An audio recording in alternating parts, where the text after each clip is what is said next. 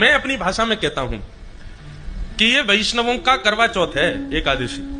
जैसे करवा चौथ के दिन पत्नी व्रत करती है तो पति को बढ़िया लगता है ना, देखो मेरे लिए व्रत कर रही है। सीधी बात यह है बंधुओं कि व्रत का मतलब क्या होता है। दो अभिप्राय हैं।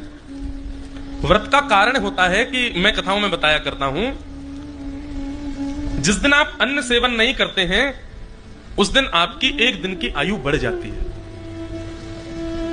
क्योंकि हमारी आयु दो चीजों से घटती है, ज्यादा बोलने से और ज्यादा खाने से। जो ये दो काम बहुत ज्यादा करते हैं वो ज्यादा दिन जी नहीं पाते, ज्यादा बोलने वाले और ज्यादा खाने वाले। कई लोग मुझे देख करके ही हंस रहे हैं, बोले आप तो 4 घंटा बोलते हो, आयु बहुत कम होगी आपकी।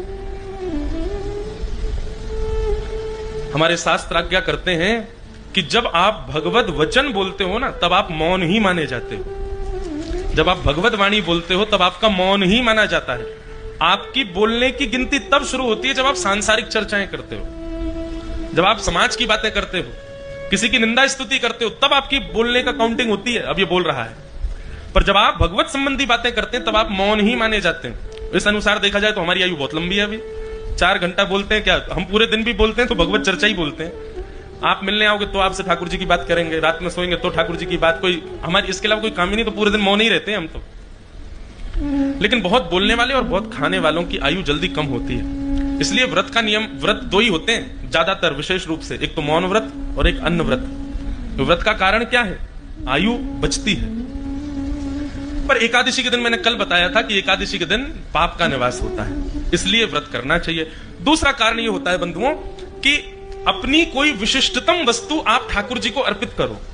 आप पुष्प अर्पित करो, सुंदर भोग बना के अर्पित करो, सुंदर पोशाक बना के अर्पित करो, चंदन घिस के अर्पित करो, आदि आदि चीजें अर्पित करो। पर हमारे पास सबसे बहुमूल्य क्या है, हमारा प्रत्येक दिन का जीवन। हम प्रत्येक दिन जो जी रहे हैं ये सबसे बहुमूल्य, इससे ज्यादा बहुमूल्य कुछ नहीं है हमारे पास। और जब एकादशी के दिन हम व्रत करते हैं तो पूरे दिन हम कुछ नहीं खाते, मतलब उस दिन की आयु हमारी बच गई और हम ठाकुर जी को देख करके एकादशी अर्पित कर देते हैं। मतलब अपनी एक दिन की आयु हम ठाकुर जी को अर्पित कर, उनको चाहिए नहीं पर हम अर्पित कर देते हैं। इसलिए ठाकुर जी को एकादशी व्रत करने वाले बड़े प्रिय हैं, क्योंकि वो अपनी सबसे बहुमूल्य वस्तु दे रहे हैं, अपना एक दिन का जीवन दे रहे हैं ठाकुर जी को।